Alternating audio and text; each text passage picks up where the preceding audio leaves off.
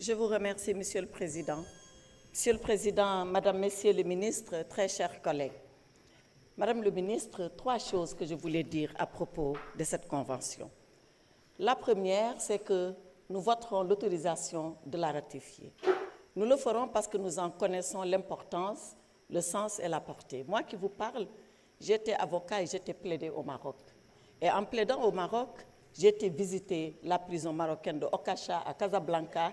Je sais, c'est une prison moderne, modèle, mais quand on est à l'étranger et qu'on est en prison, on est doublement en souffrance. Donc, la convention, nous la voterons. Deuxième chose que je voulais dire, que beaucoup de mes collègues ici ont relayé. Pourquoi avons-nous attendu maintenant pour la ratification? Ou alors, pourquoi nous n'avons pas ratifié avant? Il faut distinguer entre les relations internationales fondées sur le droit et les conventions internationales et la diplomatie. Parfois, c'est les relations internationales qui nous amènent à signer les conventions. Et c'est la diplomatie qui nous indique d'aller ratifier ou de ne pas ratifier. Est-ce que c'était notre intérêt à l'époque de ratifier cette convention? Est-ce qu'ici, on s'est posé cette question? Moi, j'ai visité les prisons marocaines. Je sais combien de Sénégalais il y avait à l'époque. Pas autant qu'il y a maintenant. Est-ce que c'est le Maroc qui avait beaucoup plus intérêt que nous? Mais c'est ça, ces questions-là fondamentales que la diplomatie règle, qui ne sont pas dans les textes. Maintenant, la troisième chose, et je termine. Tout le monde a parlé du président Macky Sall concernant cette affaire. Mais pourquoi le président Macky Sall, subitement, se retrouve au centre de cette discussion?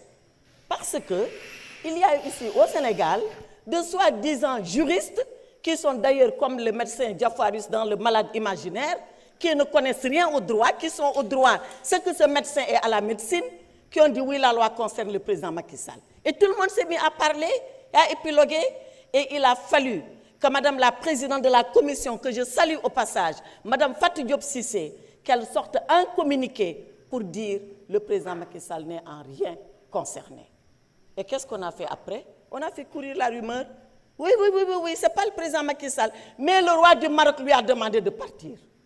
On est parti de rumeur en rumeur, on a enflé cela, on a été chercher un petit site miteux et pouilleux pour dire que c'est eux qui ont dit ça.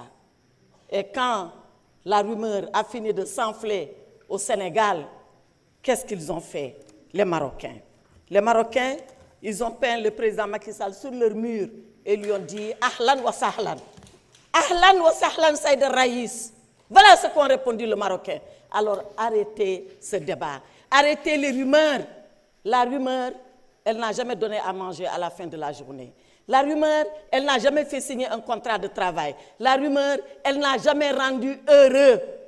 Soyons sérieux entre nous et parlons de choses sérieuses et faisons avancer le Sénégal. Ahlan wa sahlan, président Macky Sall. Il a choisi de vivre au Maroc parce que c'est sa liberté. Et il l'a dit avant de quitter le pouvoir. Allez regarder les archives.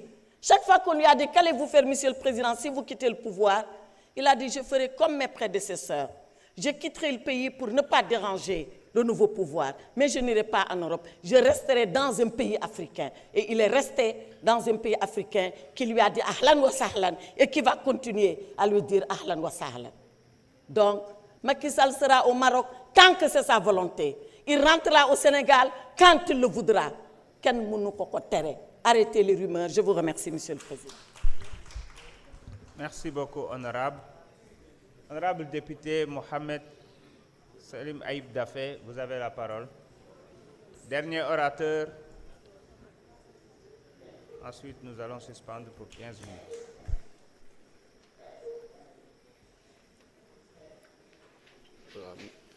Merci beaucoup, Président.